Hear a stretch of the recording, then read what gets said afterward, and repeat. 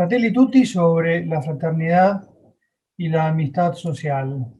Es el tema con el que el Papa nos propone pensar la situación en la que estamos viviendo actualmente.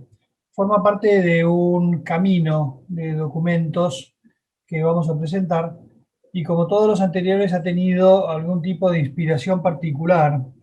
El título, como sucedió también con la anterior encíclica Laudato Si', es en italiano y se inspira en San Francisco de Asís, sobre todo en una manera que tiene de dirigirse a los suyos, en una alocución que tiene para los que lo siguen, San Francisco, en el que les propone, les recuerda que tienen como principal objetivo en su vida de religión la de promover la caridad y la de predicar la caridad y vivir la caridad con todos, porque todos son hermanos, aquellos que están cerca y aquellos que están lejos. El Papa toma esa idea de San Francisco de Asís y la propone como título con esa música de fondo, es decir, con el deseo de que arranquemos de ese punto de vista. Somos todos hermanos y es de alguna forma el resumen de todo lo que el Papa va a querer proponer. La inspiración más inmediata es una reunión que tuvo en febrero de 2019 en Abu Dhabi, en los Emiratos Árabes. Una ocasión bastante interesante en la que el Papa tuvo un momento de diálogo muy importante con el gran imán de Al-Azhar, que es, a pesar de que no sea muy conocido, un referente de los musulmanes, que son mayoría en la tradición musulmana, es decir, los sunitas. Firmaron un documento muy importante en el cual juntos invitaron a reflexionar sobre la paz, una paz que tiene que estar fundada en motivos profundos. Y el más profundo de todos los motivos que puede tener la paz en el mundo es que somos todos hijos de un único Dios.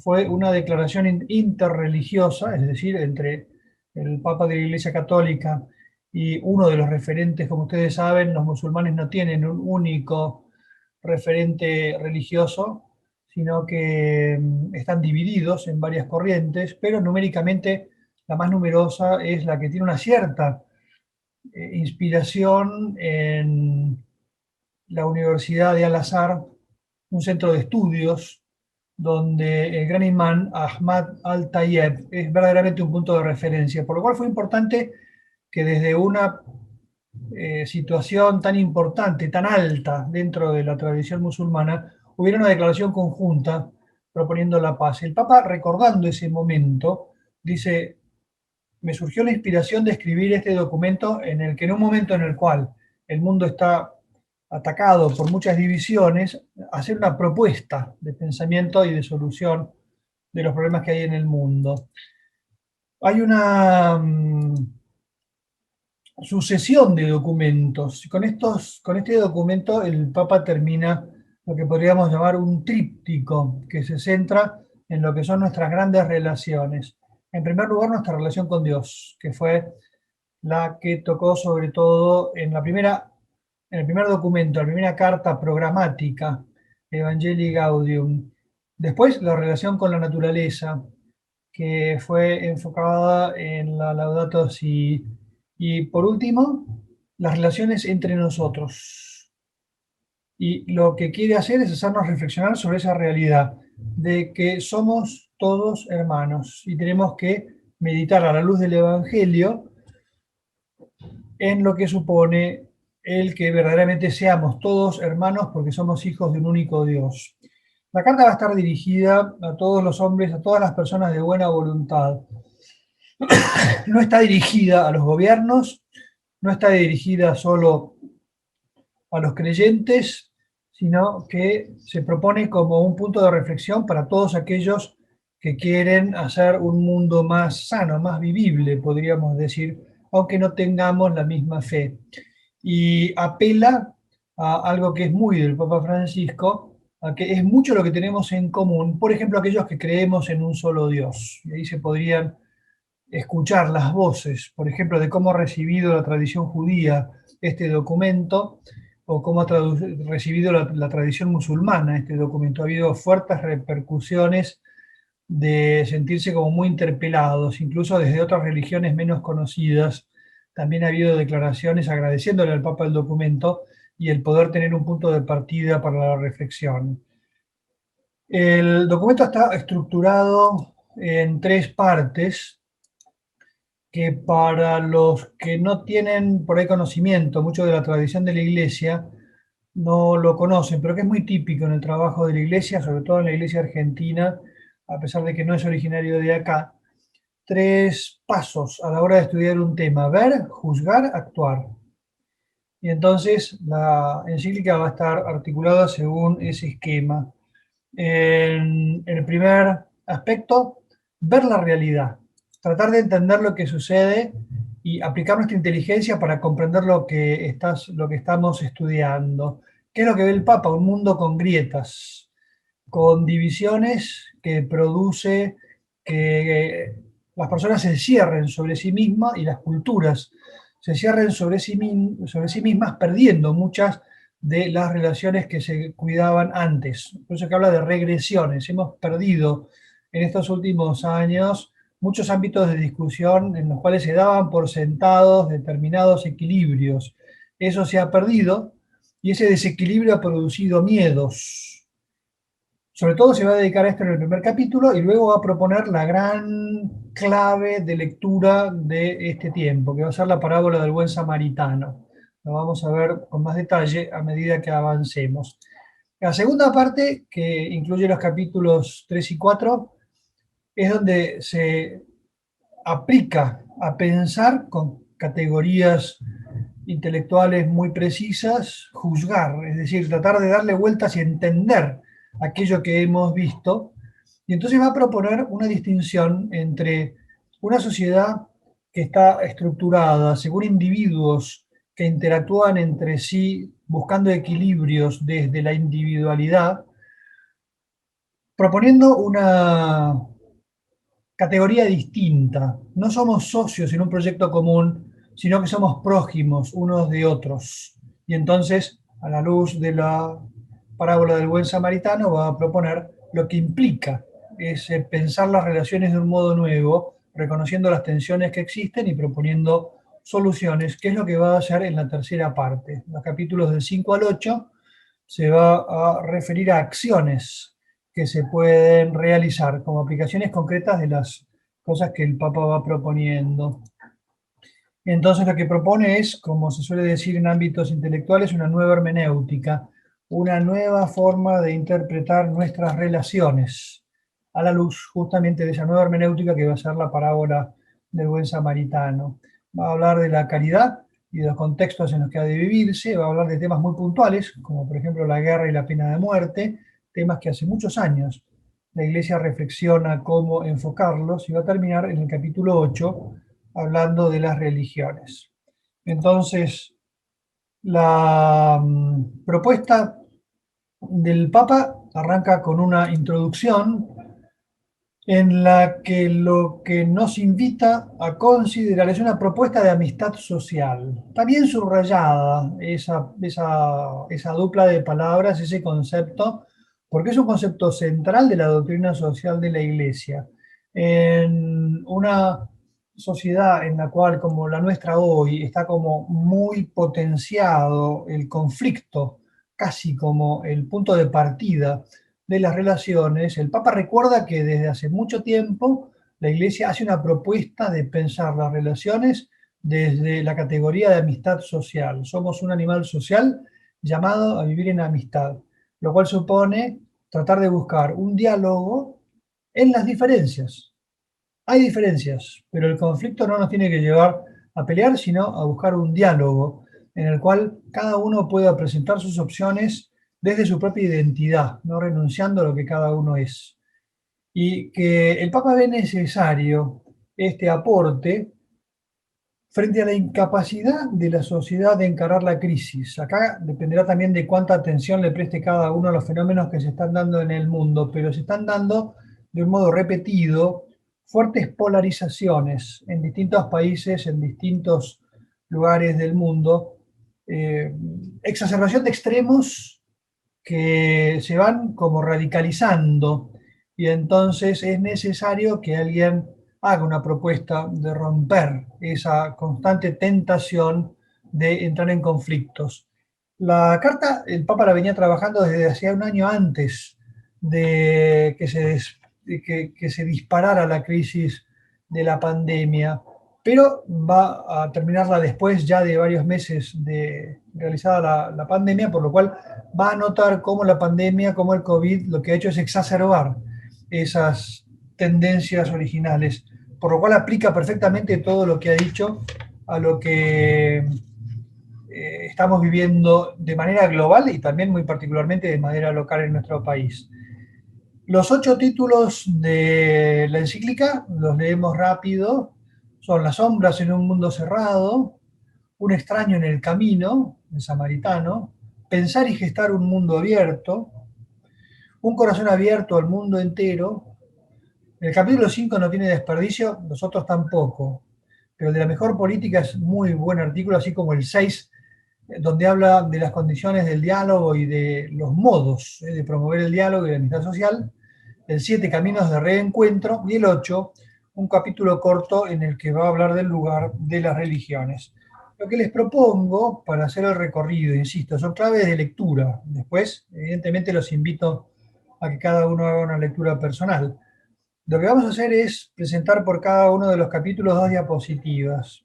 En primer lugar, lo que considero desde mi lectura, ustedes podrán hacer una distinta, los temas principales.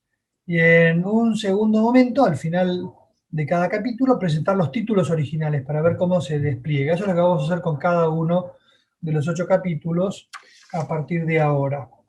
Comenzamos entonces con el primer capítulo, que se llama Las sombras de un mundo cerrado. El Papa ve en el mundo de hoy una sociedad que tiende a cerrarse en sí misma sin prestar atención o incluso separándose de aquellos que han ido caminando juntos. Uno puede pensar, por ejemplo, cómo se cerraron los países europeos, llevados algunos por nacionalismos, cómo se han cerrado Estados Unidos, por ejemplo, ¿no? Como una tendencia de cerrarse a las relaciones con el mundo, y eso que se ve a nivel macro, se ve también a nivel micro, como en muchos lugares se han formado grupos que exacerban la propia identidad y se van cerrando en grupos que no saben entrar en diálogo con los demás.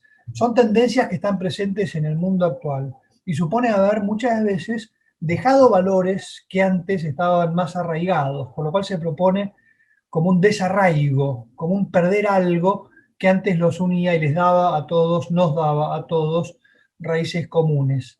Y se ha producido como una especie de palabra muy, muy filosófica, muy contemporánea, una desconstrucción de relaciones que antes habían dado un cierto equilibrio. El Papa no es ingenuo, sabe que el mundo anterior no era mucho mejor que el de ahora, pero se puede entender que ese proceso de deconstrucción de relaciones se está dando de un modo bastante generalizado.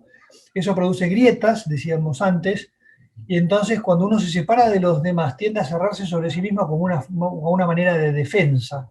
Y se van creando como núcleos cerrados donde la inseguridad muchas veces se trata de superar a través de personas que dentro de esos grupos cerrados se proponen como solucionadores de los conflictos, y es donde nacen toda una serie de mafias protectoras que protegen sus propios intereses y al mismo tiempo sirven para que algunas personas puedan meterse dentro de esas relaciones distorsionadas dentro de la sociedad. Uno de los temas más gordos en los cuales ya había reflexionado largamente desde hace años el cardenal Ratzinger y el Papa Benedicto, es que el mundo se ha desarrollado enormemente a nivel técnico, pero no ha habido un desarrollo ético adecuado al desarrollo técnico. Uno puede pensar en todas las técnicas de ingeniería genética, en la elaboración de armas con tecnologías de punta, la aplicación de la inteligencia artificial para temas inmorales y un gran desarrollo técnico que no ha ido acompañado de parte del hombre de una reflexión ética, como un problema en el corazón del mundo en el que vivimos. Son sombras. El Papa va a hacer a lo largo de toda la encíclica una contraposición entre lo que se ve como una sociedad pensada desde el individuo autónomo, el liberalismo, en contraposición, otro polo, a una sociedad estructurada según unas relaciones que son necesarias, el corporativismo, la sociedad pensada desde el individuo, de la ideología liberal más elemental, estamos hablando de extremos, ¿no? Y el socialismo. Podríamos poner esos dos extremos. Unos que piensan la sociedad desde el equilibrio de individuos autosuficientes y la otra que piensa la sociedad como una estructura en la que lo importante es la estructura y no los individuos. El mundo de hoy se ha desarrollado mucho según una sociedad del bienestar, un gran concepto que parece hasta como muy positivo en su planteo, pero que es distinto de la felicidad compartida. Cuando la sociedad del bienestar es pensada según criterios de individualismo, entonces lo que da lugar es a un equilibrio de individualidades y eso no da bienestar. El Papa propone una categoría más rica, que es justamente muy de estilo aristotélico tomista, muy de raíz cristiana, que es ver el bien de la persona como una felicidad compartida. Estamos hablando ahí de la noción de comunidad, ¿no? Toda esta, todo este desequilibrio ha sido desenmascarado por la pandemia, ¿no? Se ha visto cómo las personas han refugiado en sus casas tratando de defenderse de los demás, ver a los demás como un problema, como una amenaza, a las naciones, ver a las otras amenazas, a las otras naciones como una amenaza, en el que se produce una especie de sensación de sálvese quien pueda, que termina siendo un todo con todos contra todos, ¿eh? Como que se han roto toda una serie de relaciones que antes nos enriquecían. Un modo muy particular de prestar atención a este tipo de rupturas sociales es lo que llaman los movimientos digitales de odio, es decir, la violencia que se manifiesta en las redes, en las cuales más que un encuentro de personas que piensan distinto, termina convirtiéndose en una contraposición de latigazos de unos a otros que no dan ningún lugar a el diálogo. Va a tener unos párrafos cortos, después se va a detener más adelante a hablar de esto, hablando de la comunicación. Es muy interesante toda la reflexión que el Papa hace sobre la comunicación. El Papa habla de la falta de liderazgos y que a veces los liderazgos son problemáticos, y no vamos a poner acá ejemplos, porque sería odioso y no sería justo que habláramos de una política demasiado partidaria cuando es lógico que tengamos opciones políticas distintas. Pero que la crisis de liderazgo se nota justamente en la falta de capacidad de los dirigentes, y acá podemos poner a todos los dirigentes en todas las dimensiones, de crear consensos y de ayudar a encontrar una dimensión simbólica en la que encontrarnos y caminar juntos para los problemas. El Papa termina con un enorme llamado a la esperanza, ¿no? Siempre el cristiano tiene esa naturaleza de pensar constantemente en que todo tiene solución. Lo que hay que hacer es animarse a pensarlo. Pongo ahí una cita de Albert Camus, para los que lo conocen, que era una gran discusión que tuvo con Simone de Beauvoir cuando él hacía una propuesta que era demasiado arriesgada. Simone de Beauvoir le dijo que era ingenuo y que no era lógico y que no era realista. Y él le respondió, realismo es atreverse. Es decir, no lo dice el Papa con esas palabras, pero está diciendo, el mundo de hoy, tan complicado como está, es para los cristianos un desafío. Los títulos entonces que vamos a ver en este capítulo, los leemos rápido. Sueños que se rompen en pedazos, el fin de la conciencia histórica, sin un proyecto para todos, la realidad del descarte mundial, el conflicto y el miedo, una globalización y progreso sin rumbo común, las pandemias y otros flagelos de la historia, sin dignidad humana en las fronteras, el Papa le dedica varios párrafos a las migraciones, la ilusión de la comunicación, digo que la comunicación se ha transformado en algo problemático, es ilusoria en muchos niveles, la agresividad sin pudor que se da en esas comunicaciones y que termina siendo un compartir información sin sabiduría. Sometimientos y autodesprecios son parte del diagnóstico que hace de las comunicaciones y una llamada final a la esperanza. El segundo capítulo es de alguna manera el corazón de la encíclica. Retomo acá alguna crítica que escuché en algún lado diciendo que el Papa estaba hablando cada vez menos de catolicismo, menos de Dios y más de cosas comunes, descristianizando el cristianismo. Esa es una soberana tontería, porque cuando uno toma la propuesta que el Papa hace es nada más ni nada menos que el Evangelio, y con una fuerte propuesta de lectura evangélica de la realidad a la luz del Evangelio de la parábola del buen samaritano. El Papa lo propone también para los no creyentes como una palabra de sabiduría dicha hace 2000 años, que para nosotros es palabra de Dios.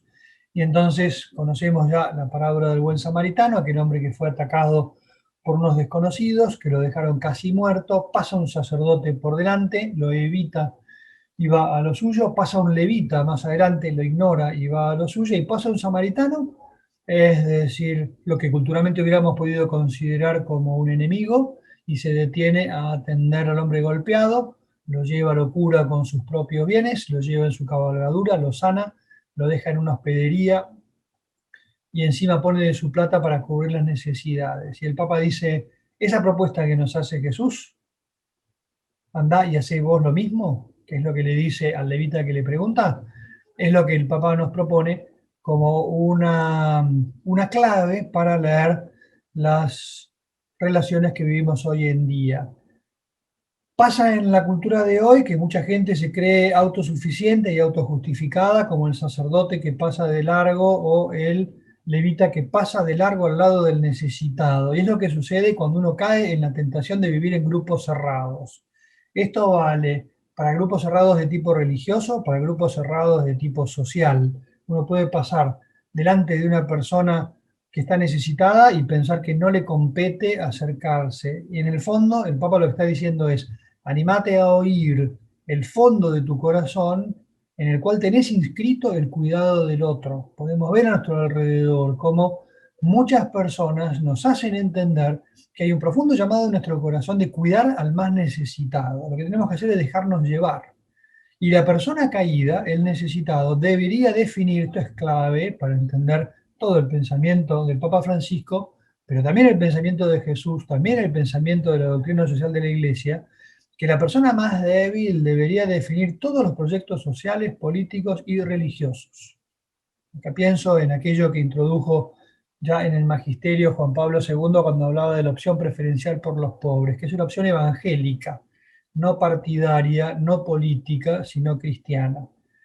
Y que nunca el herido sea una excusa para nuestras divisiones. Acá me venía a la cabeza este párrafo, por eso lo puse por escrito, porque a veces hablar de los pobres en Argentina supone usar a los pobres casi como una excusa para pelearse. Ustedes crearon los pobres, ustedes explotan a los pobres, ¿no? Entonces, el pobre, en vez de ser una persona con rostro a la que hay que ayudar, se transforma en un punto de conflicto, sobre todo.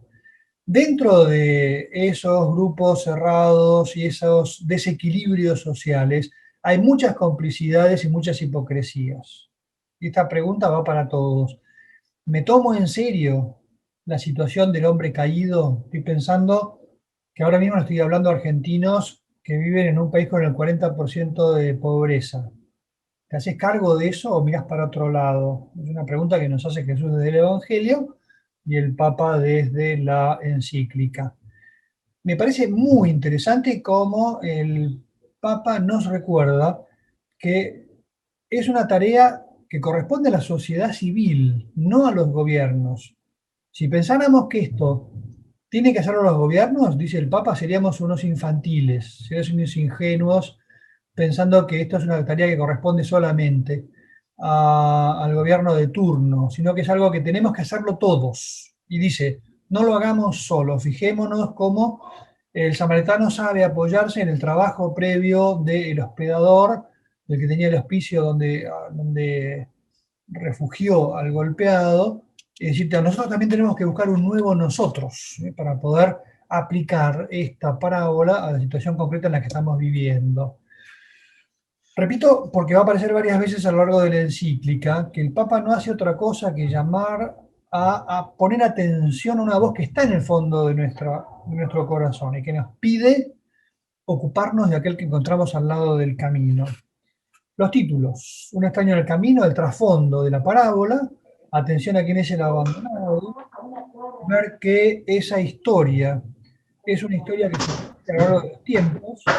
El Papa se va a detener a hablar de los personajes en juego y va a tratar de analizarlos desde esa perspectiva. Nos va a hablar de la necesidad de recomenzar en cada época, ese pensar las relaciones desde la atención al caído, y que el prójimo para nosotros, y eso ya lo abrió Jesús en el Evangelio, es todo aquel que esté necesitado. El forastero nos interpela, el comportamiento del samaritano nos interpela, debería hacernos pensar, es lo que hizo Jesús justamente cuando le preguntaron aquello, ¿no? Bueno, en el siguiente capítulo entramos en la segunda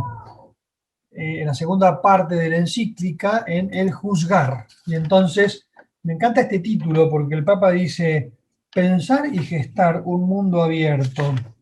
El Papa nos invita, y esto yo creo que es clave en toda la doctrina social de la Iglesia, cuando puedo hacer una condena del socialismo o una condena del liberalismo, lo que está haciendo es invitarnos a pensar formas nuevas, no alternativas. La Iglesia no tiene una tercera opción, una tercera vía, sino que nos invita a pensar un mundo nuevo y a dar origen a un mundo nuevo.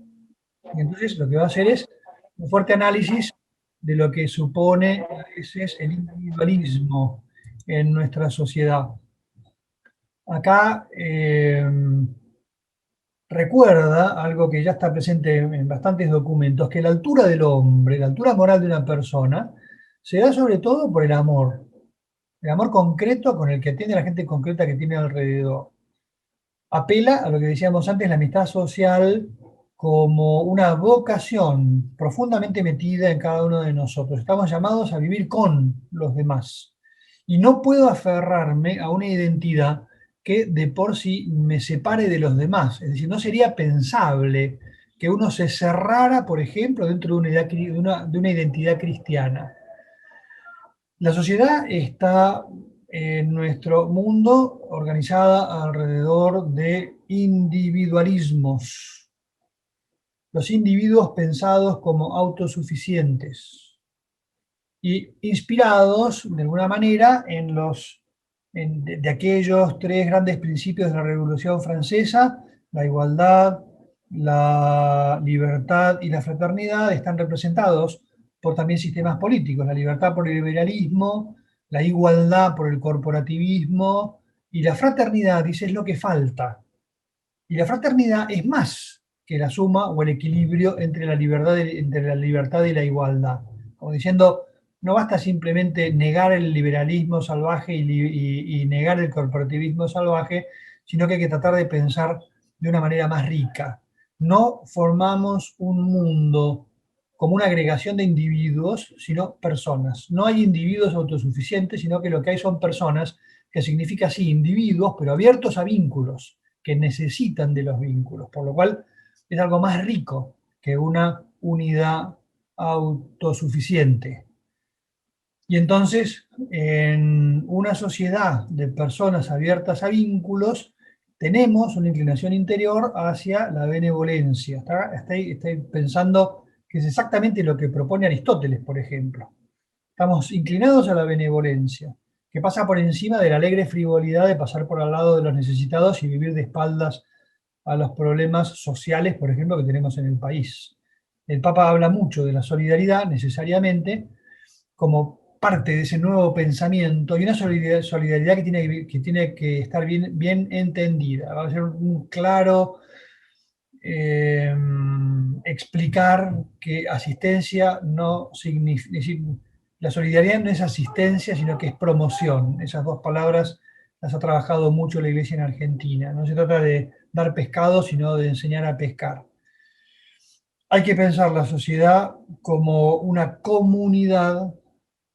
No estamos hablando de comunismo, sino de koinonía, de comunión entre personas abiertas a vínculos, por lo cual es en este contexto, por ejemplo, donde va a hablar de la prioridad del destino universal de los bienes sobre la propiedad privada, que es algo que lo ha enseñado siempre la Iglesia, no solamente este Papa.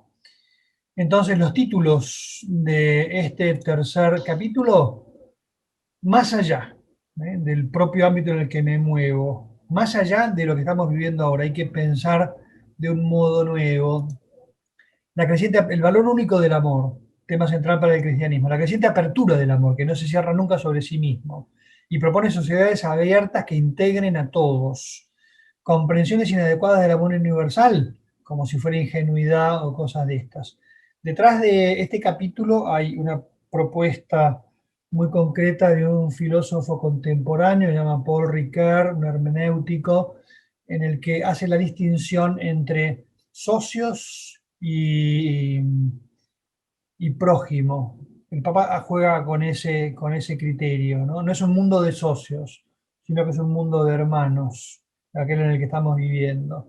Hay que trascender un mundo de socios, pensar la sociedad con la igualdad, la libertad, pero sobre todo con la fraternidad, y que es algo que promueve a las personas, una buena organización que promueve a las personas. Promover el bien moral, el valor de la solidaridad, proponer la función social de la propiedad, derechos sin fronteras y derechos de los pueblos va a detenerse por un lado otra vez en el tema de las migraciones y por otro lado en el tema a veces de los desequilibrios que hay entre países. El capítulo 4, siempre dentro de este segundo grupo de capítulos que hablan de juzgar, de pensar, va a proponer algo que ya hizo de un modo muy claro en la Caritas in Veritate del Papa Benedicto, que es la gratuidad como valor.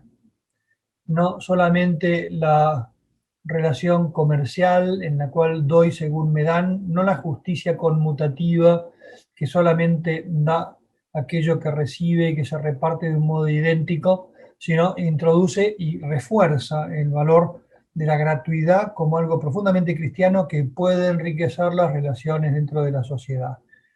A nivel de tensiones entre lo local y la globalización, el Papa va a hacer un juego muy interesante de hablar de las bondades de la globalización, siempre y cuando sepamos a qué apunta y qué valores promueve, y que tiene que saber buscar el equilibrio entre dar valor a lo local y al mismo tiempo no negar la necesidad que tenemos de interconectarnos económica, social y humanamente entre personas de todo el mundo. Lo malo del localismo exacerbado es caer en un indigenismo que lo que hace es negar los valores fuera de su propio grupo, por lo cual sería una vez más caer dentro de un grupo cerrado. Y hablando de la globalización, el Papa habla, por ejemplo, de cómo se ha notado mucho en estos momentos que hay países pequeños que son enormemente arrasados, avasallados por los países más grandes, incluso a veces por empresas, en el sentido de que no tienen recursos algunos países pequeños para defenderse, y entonces el Papa promueve un redescubrimiento y un enriquecimiento de lo que podrían ser las relaciones internacionales. Hubo alguien por ahí también que dijo que el Papa está alineándose con el nuevo orden mundial, y me perdonen otra vez, lo voy a decir con la misma fuerza, es una tremenda estupidez, porque es no entender, primero, que ese concepto de nuevo orden mundial es muy discutible que sea, y por otro lado, que el Papa no promueve, por así decir, no se alinea con ninguno de esos movimientos que andan dando vueltas por ahí. Los títulos del capítulo 4: el límite de las fronteras, las ofrendas recíprocas, la gratuidad, el fecundo intercambio que se da, una gratuidad que también sabe recibir, que acoge, el equilibrio entre lo local y lo universal, el rescatar el sabor de lo local, pero abriéndose al horizonte universal desde la propia región. Ese es el capítulo 4. El capítulo 5 para mí es uno de los mejores, sobre todo porque se detiene a hablar de valores y límites de los grandes sistemas contemporáneos. Por primera vez, y yo creo que de un modo muy claro, el Papa va a hacer prácticamente una definición de lo que es el populismo y de los límites del populismo. Va a repetir sus conocidas críticas al sistema del capitalismo salvaje, que ya lo viene repitiendo desde que el comienzo de la doctrina social de la Iglesia con León XIII, y va a ser eso, como distinciones muy interesantes. Esto sí hay que leérselos muy bien, ahí van a entender lo que muchos argentinos no entienden del pensamiento del Papa sobre tanto el liberalismo como del populismo.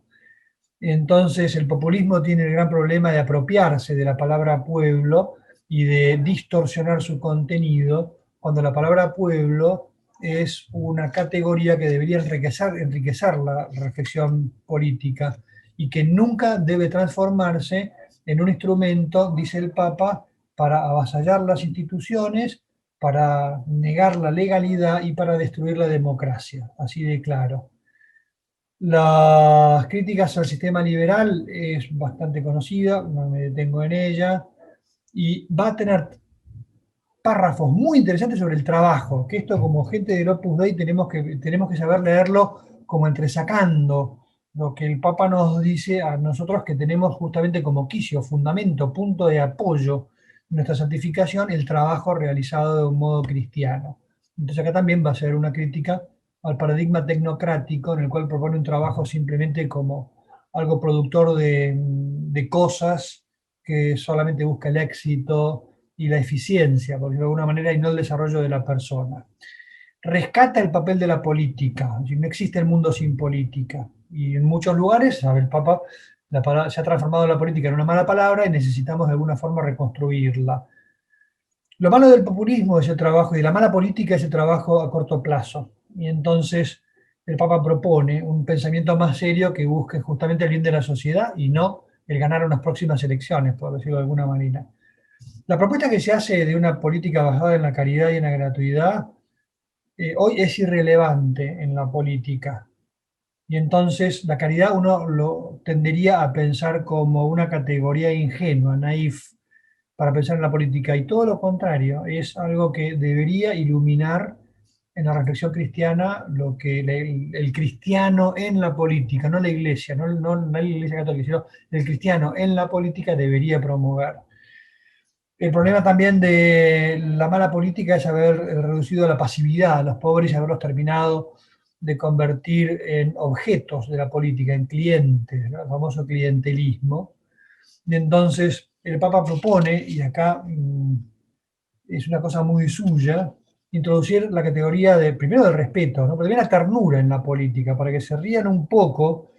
Leí antes de ayer una entrevista que le hacen al candidato del Partido Comunista en Chile, probablemente para las próximas elecciones, y entonces él habla de que ha hecho su carrera, es el intendente de un municipio de los alrededores de Santiago, y que ha logrado imponerse a sus contrincantes porque él gobierna con el cariño, así lo dice, me hizo gracia porque como si hubiera leído la encíclica por su cuenta.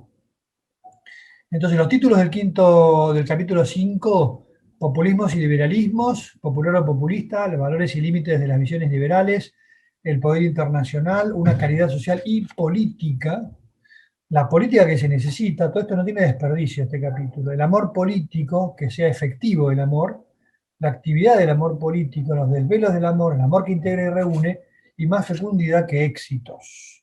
No lo dije, pero en el capítulo 5 arrancamos con la tercera sección en la que habla de cómo hay que actuar. Y entonces viene el capítulo 6, que es una joya sobre el modo de encarar el diálogo en la política. Un tema que para nosotros es clave, porque estamos viviendo un momento de polarización en el cual se nos hace difícil sentarnos a hablar con los demás, sobre todo cuando percibimos de alguno de los dos lados que el otro no quiere dialogar. Entonces el Papa propone, insisto, este capítulo uno lo puede leer como con distintas dimensiones. Por ejemplo, pensando en el diálogo político en la sociedad. Lo puede pensar en el diálogo con su mujer y con sus hijos. Lo puede aplicar al diálogo entre sus jefes en el trabajo y con sus iguales. Tiene como varias dimensiones y en todas solamente enriquece. El Papa propone el diálogo frente a la individualidad egoísta y a la violencia. Uno podría decir cómo se plantean a veces la resolución de conflictos, ¿no? Uno es, ande medio caliente y ríase la gente. Es decir, yo estoy bien, no me joroben, me cierro en mi situación y acá estoy yo bien. La otra es, como no me haces caso, entonces te voy a atacar con violencia para imponerte mi punto de vista. No, hay una alternativa y es la del diálogo maduro. Lo malo de situaciones en las que no hay diálogo es que algunas de las partes, por ejemplo, se cierran al diálogo porque se cierran con los beneficios que otorga el poder y desde ahí se hacen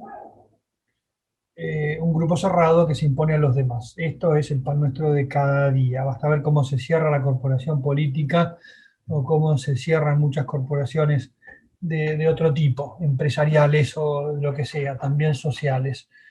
La existencia de diferencias, que es una clave de la realidad que vivimos, hay grandes diferencias, nos pone la necesidad de buscar desafíos creativos, nos desafía a ser creativos versus la comodidad de quedarme como estoy.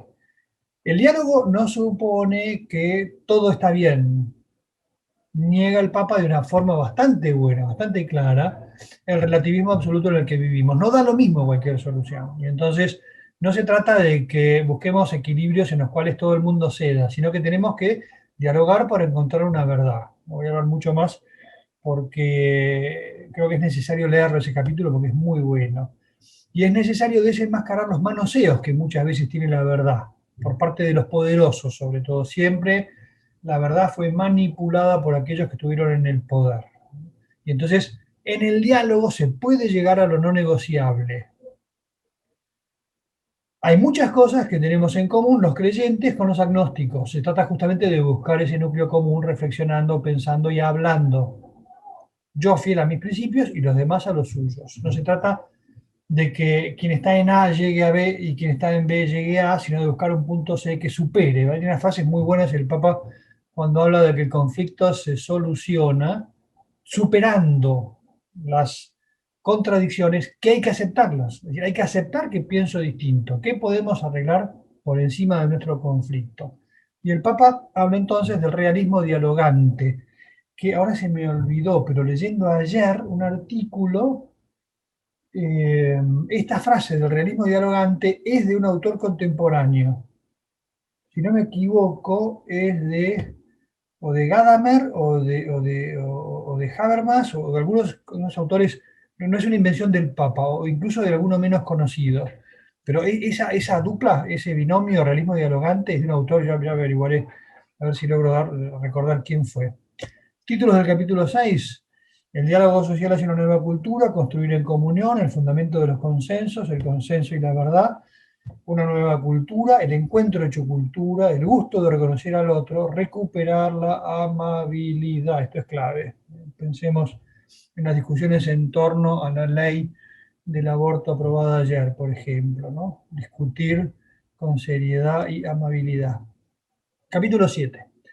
Como vivimos en una cultura de desencuentros, es necesario buscar caminos de reencuentro. Y esto supone un trabajo, frase que le gusta mucho al Papa, un trabajo de tipo artesanal, es decir, de buscar soluciones en el diálogo uno a uno.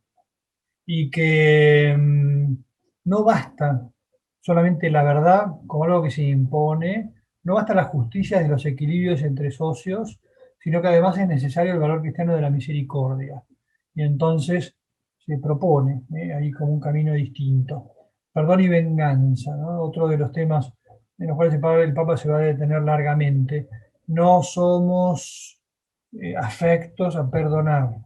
Y acá los invito a hacer un examen como muy personal, porque a veces uno pretende grandes cosas sociales, pero no es capaz de perdonar la herida de un hermano, de otro de casa, de un colega que incluso arrepentido viene y pide perdón y uno le cuesta. Bueno, en fin, todos estos documentos son unos desafíos en ese sentido. Ni qué hablar de cuando uno está buscando la venganza. Los títulos son mucho más complicados en el capítulo 7, de recomendar desde la verdad, la arquitectura y la artesanía de la paz, sobre todo con los últimos, el valor y el sentido del perdón, no tiene desperdicio ese capítulo, el conflicto inevitable, es decir, vamos a tener conflictos.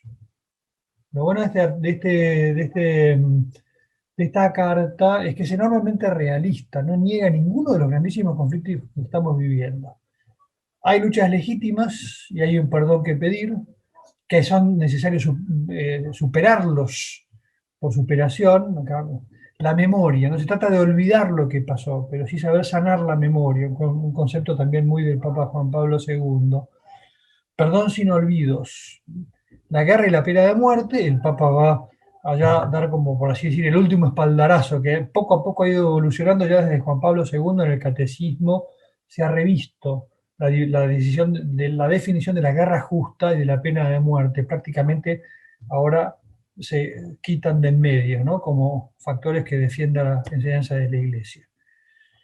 Y el último de los capítulos es algo alineado con aquella reunión que tuvo con el gran emir de Abu Dhabi, del principio de la ponencia, en la que hablaba de un tema muy importante. Las religiones en el mundo hoy son vistas como factores de conflicto por muchas dimensiones del poder, por muchos ámbitos de la cultura. Y el Papa lo que pide a las religiones es que se comprometan en un trabajo conjunto para la paz y que tengamos un lenguaje común en aquellas cosas en las que podemos ayudar a las sociedades en las que estamos presentes para encontrar sobre todo lo mucho que tenemos en común. El fundamento último de la fraternidad es que somos todos hijos de un mismo Dios y que no vamos a lograr un equilibrio entre iguales si no nos sabemos pensar verdaderamente como hermanos. Ahí es donde está la clave de la propuesta. Los títulos de este último capítulo son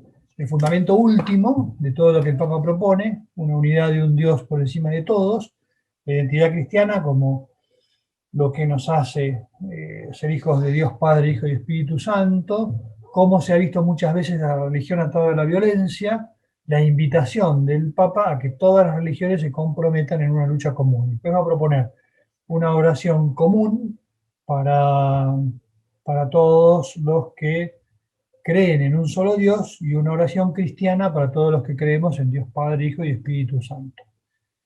Bueno, esa es a grandes pasos, y creo que es bastante agotador la presentación, pero ahí por lo menos tenemos un punto de partida para poder arrancar, si quieren, una charla sobre temas varios. Benja, qué gusto verte. Tanto tiempo. Qué gusto verlo a mí, padre. Una propuesta es, si quieren 5 minutos para tomar aire, o si no, disparen preguntas y seguimos. Por el chat o directamente abran el micrófono y pregunten. Si hay preguntas. Sí, Hernán. Una pregunta muy básica, padre. Esta encíclica está, se la consigue, bueno, obviamente la página de Vaticano, y también hay copias, o sea, hay una edición para todo el tema de esta política está bueno para entregárselo a amigos y qué sé yo, como para no mandárselo por mail si hay una edición impresa, se pueda comprar o se pueda... En cualquier librería católica ya se puede comprar. Estoy pensando en Buenos Aires, en San Pablo, en Ágape, en San Benito, en Claretianas. Cualquier librería católica ya lo tiene. Y si no, está en la página web del Vaticano, un libro electrónico también en la página web del Opus Dei. El Opus Dei siempre lo que hace es, las pone ahí. Te la podés bajar, la podés mandar a otro para que la lea en el iPad o donde quiera. El libro está gratis ahí en la Play. Lo puedes leer. Hernán, habías levantado la mano.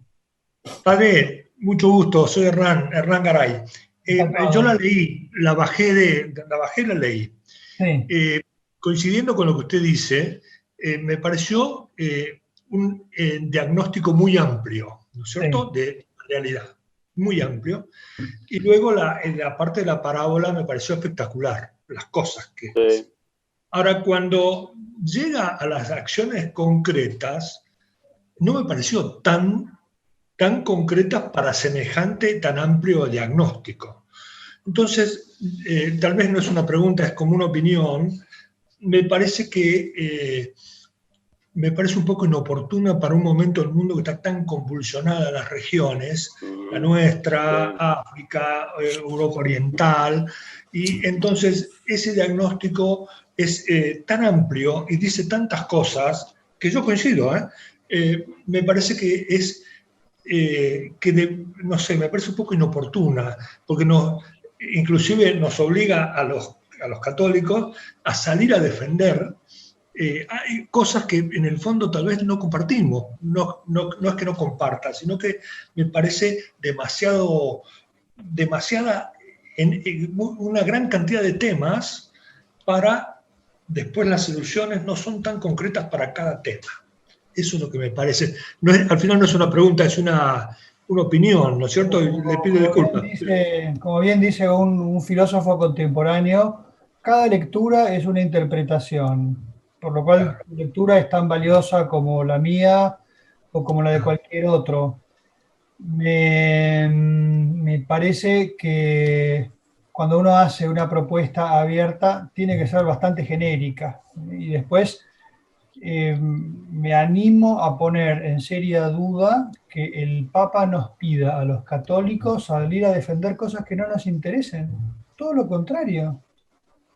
Yo, por ejemplo, estaba pensando estos días en el caso de la ley del aborto, ¿no? Diálogo. ¿Cómo hace un celeste para hablar con un verde cuando el verde no quiere dialogar y solamente me grita? No. Eso es un desafío porque en el fondo no puede decir, así no se puede hablar. Lo hubiera podido decir Jesús en la pasión, decir, con ustedes no se puede hablar, me voy. No, él se quedó y aguantó hasta el final. Y entonces uno dice, la propuesta de la carta es fuerte, es amplia, pero después tiene una serie de propuestas muy serias que pueden no gustarte, está en tu derecho. Acordate de que la doctrina social de la Iglesia tiene una aplicación histórica y lo que hace es moverse justamente sobre principios generales. El Papa lo ha dicho muchas veces, lo ha dicho Juan Pablo II, desde León XIII lo dice la Iglesia.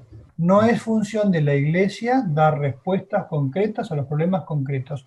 Eso les toca a ustedes, a los laicos, a la gente de la política y a los ciudadanos.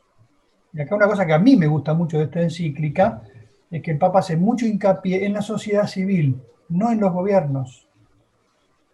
Yo lo pensaba estos días, ¿no? Yo me dedico mucho al trabajo con mujeres en los centros del Opus Dei, jóvenes, y entonces veo todas las chicas jóvenes armadas en colectivos sociales alrededor de la bandera verde y me pregunto, ¿por qué ellas se organizan tanto y nosotros no?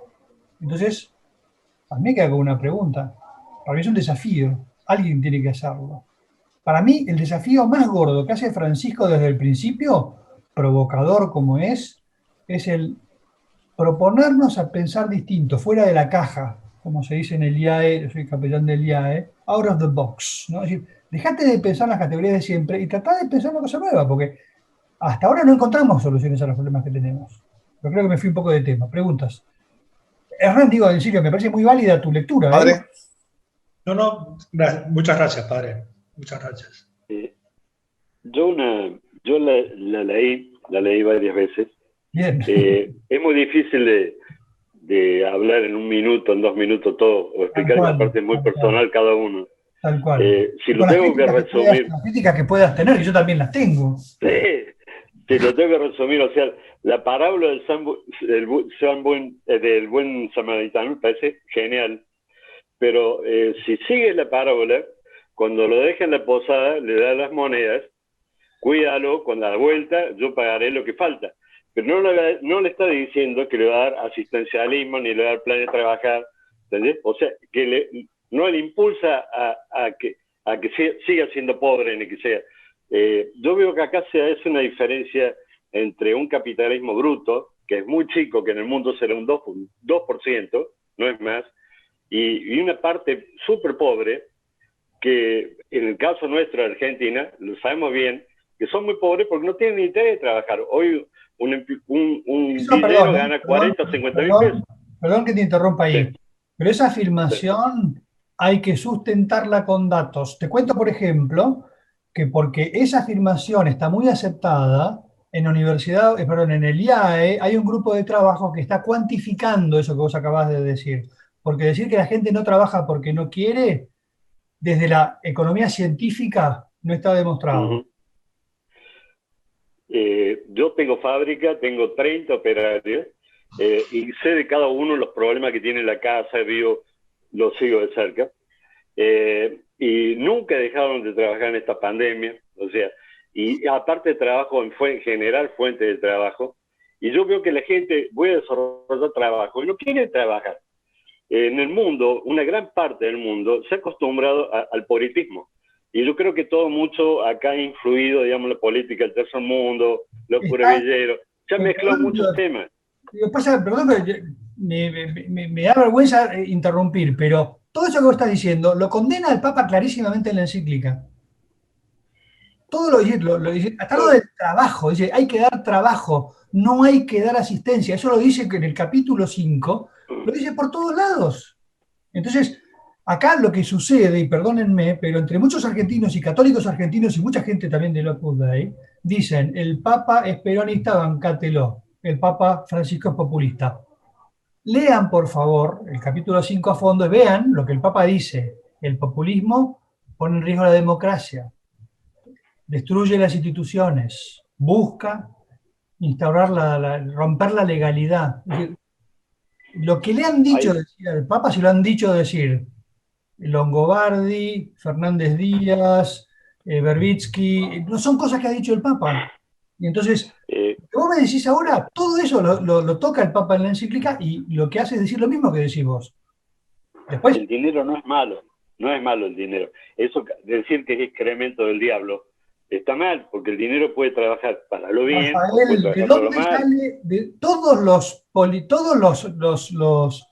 ¿cómo se llama esto? Los periodistas que te acabo de nombrar, todos toman esa frase como la definición de Papa Francisco. Esa frase es una frase de San Basilio en el siglo IV y lo que dice San Basilio es que es el estiércol del diablo cuando se usa mal. El Papa Francisco, en todos los lugares donde la usó, la dijo entera. Siempre se la recortaron. Por favor, católicos, lean al Papa, y como dice el Papa, lean al Papa, no lo que dicen sobre el Papa. Y fíjate, googlealo. El dinero es el estiércol del diablo, Papa Francisco, y vas a ver en el contexto donde lo dice, cómo lo dice. Uy, perdón, yo me pongo enérgico, pero no es que me enojo. Estoy enérgico cuando... No, podríamos estar hablando todo un día. Pero me parece importante que digas, perdón, porque voy a ser un poco hiriente en esto, pero estás hablando con lugares comunes tomados de la prensa, no del magisterio de la Iglesia. Lamentablemente, yo creo que... por eso me pasa mucho también. Háganse cargo de que estoy de capellán en el IAE, me muevo en ámbitos empresarios, y al Papa le pegan por todos lados, y mi principal problema es defender la agenda del Papa, separando lo que dice el Papa de lo que le hacen decir al Papa. Yo tengo ahí escrito 4 o 5 artículos en La Nación, en Perfil, en Clarín, donde digo, no, es lo que, te cito textualmente lo que el Papa dijo y lo que le hicieron decir. Me pongo ¿Padre? así. Sí, José. Bueno, muchas gracias, Padre Manuel. Muchas gracias, un gusto conocerlo. Lo mío, más que pregunta, es un consejo. Sí. Estoy pidiendo un consejo nada más, Padre. Sí. En esto del diálogo, y es real, cuando uno, con los amigos entramos a hablar de estos temas un poquito más delicados, donde, bueno, queremos profundizar, no sé a los otros muchachos, pero a mí me pasa que después ellos se vuelven hacia la persona, ¿no? Lo que pasa es que afectos personales, lo que pasa es que vos sos alto, porque o tenés este auto, o te pasa tal cosa, y salen de esa discusión que queremos llegar a hablar, ¿no? Es como que se nos vienen las cuestiones personales y vos ahí ya, pero no estamos hablando de lo que yo tengo, lo que no tengo, lo que soy, sino que quiero hablar de esto. ¿Cómo hacemos ahí? ¿Qué consejo dar? ¿No? Porque queremos seguir hablando de un punto en particular para llegar a un acuerdo y... Hay algo muy importante y es no olvidarte de cuáles son nuestras raíces. Es decir, yo me doy cuenta de que soy católico, jamás puedo responder violencia por violencia. No sé si acá habrá usuarios de Twitter, pero la toxicidad de la discusión en Twitter, por ejemplo, o en los comentarios de las noticias de los diarios principales. A veces uno tiene, ayer por ejemplo en el Instagram de Unidad Provida se metió una verde y dijo yo estoy a favor del aborto y al fin lo vamos a aprobar. Y entonces una celeste le respondía abajo, ya se ve que a vos te abortaron el cerebro desde el principio. Claro. Perdón, católica no debe ser, porque no podés responderle así. Entonces, si alguien me argumenta en contra y me ataca personalmente, entonces me tengo que refinar un poco y tratar... Eso, por ejemplo, a mí en clases de teología, entra el cura a primer año de medicina o a tercer año de ingeniería y te miran diciendo, el cura, yo ya sé lo que piensa, estamos totalmente en contra, y no sé qué, yo tengo que decirles, please, déjenme hablar. Claro. Yo no pienso lo que vos pensás, y tal vez si lográramos hablar, yo lo que tengo que lograr es mirar a los ojos y decirle, me interesa tu opinión. El capítulo 6 no tiene desperdicio. Te dice, tenés que querer a la otra persona, aceptarla con sus diferencias, aunque ella te escupa. Si te escupa, cubrite, no te vas a poner para que te pegue. Pero tenés que decir, por favor, déjame hablar. Claro. Personalmente veo que en la situación política actual es muy difícil el diálogo. Entonces no tengo una síntesis de cómo se podría hacer. Pero lo que yo sí tengo claro es que como cristiano jamás puedo responder con violencia a la violencia. Tengo que buscar el giro Cierto. para decir lo mismo de un modo cristiano. Flor de desafío, ¿eh? No Así sé, es. Gracias, padre. participo de tu perplejidad, ¿eh? Estoy Sí, sí, sí, sí, porque y es frecuente eso, ¿no? Es frecuente, es Pero frecuente. fíjate en el capítulo 6, leyéndolo despacito, porque Dale. es un desafío. Sí, sí, sí. Yo Excelente, puedo padre. Gracias. siempre decir algo sin insultar al otro. Es decir, no puedo decir algo insultando al otro. La venganza, como dice el Papa, y tiene un Sí, título sí, para sí. ese tema, ¿no? Sí, sí, sí. Este imbécil nos atacó, yo lo voy a atacar. Perdón. Sí, sí, porque siempre lo llevan al plano de dónde venís vos, de dónde sos vos, y ahí te quieren encasillar en ese marco, y por eso vos opinás de esa manera, porque estás ahí. Y vos lo querés llevar a un plano de discusión abierta, y no, y te encierran de nuevo ahí, de nuevo, ¿no? Sí, lo lindo ahí sería hacerle entender a la otra persona que me interesan sus opiniones y hacerle entender que me interesa. Eso, el Papa lo toca Claro, mucho en el porque a lo capítulo mejor por ahí 6. también coaccionamos nosotros, ¿no? Yo Claro, tengo que entender por qué una chica de 17 años grita desaforadamente que quiere hoy el aborto. claro. No tengo que demonizarla, tengo que decir, hoy ¿Qué le por está ejemplo, pasando? hacía la imagen de un comentario diario que hago del Evangelio, pensando en la fiesta de hoy, ¿no? La Virgen de Guadalupe se aparece a los indios con cara de india, y con ropa de india y con lenguaje de india. Y entonces ellos la entienden, la aceptan y es un quiebre en la evangelización. Hasta antes de la Virgen de Guadalupe no había forma de que los mexicanos recibieran la palabra de Dios y a partir de ahí lo asumen y son hoy uno de los pueblos más católicos del planeta, con todas sus supersticiones que tengan. Pero es la idea de decir, tengo que meterme en el corazón de la otra persona queriéndola, sabiendo que piensa para mí una barbaridad. Claro, claro. Flor de desafío. Ahí está el punto, padre, creo que sí. Buen consejo, exactamente. A veces uno deja, en ese diálogo se pone ahí, deja de querer, ¿no? Deja de querer. Sí, sí, sí, sí, sí, así Manuel, es. está levantando la mano Carlos Carlos, Chicala. gusto No sé verte, si Carlos, ¿cómo andás? podés activar. Hola padre, ¿qué tal? Adelante. Buenas tardes. Bien, bien. Me parece muy atinado y muy oportuno la encíclica. Principalmente ha tocado un punto usted que dice el tema de las verdes y demás. Mi esposa y yo estamos en Red Provida Córdoba. Militamos mucho ahí y militamos también en un partido Provida que es Encuentro Vecinal Córdoba. Y lo que he notado que los católicos, en gran parte, estamos pocos comprometidos con las causas que nos interesan. Y lo comparo con otras confesiones religiosas, por ejemplo, los evangélicos. Y mi esposa, por ejemplo, en Red Provida es la tesorera. Y es impresionante, cada marcha que hacemos, contratar el escenario, contratar el sonido y demás, es un montón de dinero, por ejemplo, siendo cuestiones concretas, hacer publicidad, pagar en Facebook para que, digamos, aparecer con cierta frecuencia, etcétera, etcétera.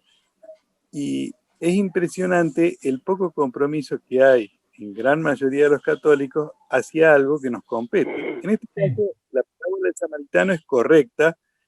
Era la vida de una persona, en este caso son las vidas de miles de chiquitos que van a ser abortados. La gente no se compromete activamente ni tampoco económicamente. En comparación, nuestros hermanos cristianos, los evangelistas, es impresionante. Al estar en Red Provida participan los evangelistas, musulmanes de diferentes confesiones.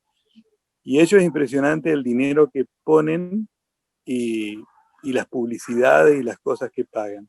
Y el cuerpo. Sí, y ponen también el cuerpo, mueven a toda su gente, la gente se compromete, etcétera, etcétera. Y yo veo, por ejemplo, acá en Córdoba, por ejemplo, la cantidad acá en Córdoba, creo que escuché decir que en toda la provincia hay como 300 y pico, 400, 300 y pico de colegios confesionales. Sí. Si fueran 10 de cada colegio, que es poco, a las marchas, las llenaríamos. Pero es impresionante. Una cosa que prediqué mucho estos días, sobre todo, y muchos católicos que ¿cuándo fue? El viernes, se quejaba. Yo le decía, ¿fuiste a la plaza? No hables entonces. No te quejes. Claro. Como claro. se decía en los años 70, si no se queja, no se queje. Exacto. Lo malo es que el cristiano, el católico argentino, es un burgués. Sí. Es un tibio. Y entonces, ¿cuál es el desafío para mí, cura, católico, hijo de Dios en el Opus Dei? Decirles a los laicos, hagan más apostolado personal. Claro. Háganle entender a la gente que estos son desafíos de la sociedad civil. Y yo pienso, por ejemplo, les decía otro día a un grupo de personas predicando sobre este tema, los cristianos en el Opus Dei estamos llamados a santificarnos en el trabajo para santificar, cristianizar las estructuras temporales. ¿Cuáles? Las leyes, la economía, la moda, la cultura. ¿Qué estás haciendo vos? ¿Y no fuiste a la marcha y no escribiste nada y no juntaste a tus amigos y no estudiaste el tema? No, es que yo no sé hablar, tenés que estudiar de este tema, no podés no estudiar de este tema. Entonces, si sos cristiano, tenés un compromiso y no estás poniéndole el hombro. Si sos del Opus Dei, no sos serio y no estás proponiéndote. Pero tranquilo, Carlos, porque esto no es mover un elefante, es ser levadura en la masa. Sí. Pero hay que ser levadura. Que Dios te bendiga. Gracias, padre. Valle, ¿cómo andás? Manolo, ¿cómo te va? Padre Manolo, ¿cómo estás? Suerte. Igualmente. Una pregunta, si yo veo la evolución de la charla que ha sido muy buena, evidentemente que el Papa diagnostica un escenario social, político y económico mundial muy feo. Vos que estás en el IAE y que interactúas permanentemente y aparte habla en el mundo empresario, habla también del impacto de la tecnología, etc. Vos que estás en el IAE, ¿cómo viven los empresarios o qué dicen los empresarios? Pero fundamentalmente cómo viven y si hacen un mea culpa de que ellos en un porcentaje determinado son parte de esa situación. Te hablo básicamente desde el punto de vista socioeconómico, digamos, ¿no? Y desde el punto de vista de fuente de trabajo, desde el punto de vista empresario, ¿no? Sí. Yo creo que la pregunta es muy amplia y, por ejemplo, una cosa que yo he podido ver, sobre todo con gente de nivel pymes y algunas ¿cómo se dice esto? Multinacionales grandes, hay mucha gente que tiene muchísimo compromiso y asume el compromiso de que la solución de los problemas del país son de todos y de ellos en primer lugar. Lo que pasa es que también hay algunos que van a pelear la suya. Hay de todo ahí adentro. Como corporación yo me abstengo de dar un juicio. O mejor dicho, no me abstengo nada. Para mí, el otro día hablaban, no sé si era Carlos Hernán, el que decía, el liberalismo, la Argentina es una sociedad capitalista. No, es un país socialista, está recontra regulado todos los mercados. Y lo que hay es un capitalismo de amigos. Y entonces, las grandes corporaciones condicionan al gobierno. Acá estoy hablando de políticas, pueden disentir todo lo que quieran. Pero, ¿qué hace falta acá? Hace falta menos regulaciones, en mi opinión, menos regulaciones, más libertad de mercado, no sé qué. Pero voy a discutir, no tengo ningún problema. Aparte, yo no soy nadie, yo soy cura, ¿viste? Entonces, ¿qué tienen que hacer los empresarios? Hay de todo, y algunos que es muy lindo. Es decir, ver testimonios en una serie de eventos que han habido en el IAE de empresas que han hecho durante la pandemia, primera prioridad, mis empleados. Segunda prioridad, mis clientes y proveedores. Tercera, la caja. Ahora, hay peleas ahí, ¿no? A veces no sabes cómo manejarlas. Entonces, la respuesta es muy amplia. Evidentemente vivimos en una sociedad muy egoísta, la nuestra. Necesita más cristianismo, sobre todo. Después las políticas que las elija cada uno como más le guste. Bien, pero no hay una especie de diagnóstico, no te digo corporativo porque no te lo pido, pero no hay una especie de diagnóstico realista. No, hay mucho trabajo. Están haciendo ahora, por ejemplo, hay un equipo que está trabajando en una propuesta de lo que llaman la productividad inclusiva, por ejemplo, ¿no? Que son como ámbitos de trabajo donde están tratando de pensar soluciones que se puedan proponer. Ha habido ámbitos donde en el día se ha trabajado en el diálogo. Es una cosa muy interesante, por ejemplo, han logrado guiar el diálogo entre empresas. Pienso, por ejemplo, en el caso de la automotriz, que es muy problemática porque no es muy competitiva, no sé, ¿no? Pero hicieron un diálogo conjunto, acompañando a fábricas, concesionarios, autopartistas y sindicato. Y los cuatro presentaron una propuesta unitaria al gobierno. ¿Se puede dialogar entre partes distintas en conflicto? Sí. Lo que hay que hacer es ponerse. Sí. Está claro. Muchas gracias. Padre Manuel, gracias. Tenemos que ir cerrando, así que muchísimas gracias por tu tiempo. De nada. Y por la charla. Como siempre, la parte más rica y con la que nos quedamos con ganas de más son las preguntas, pero bueno. Hay que poner un límite. Hay que seguir. Así después que eso,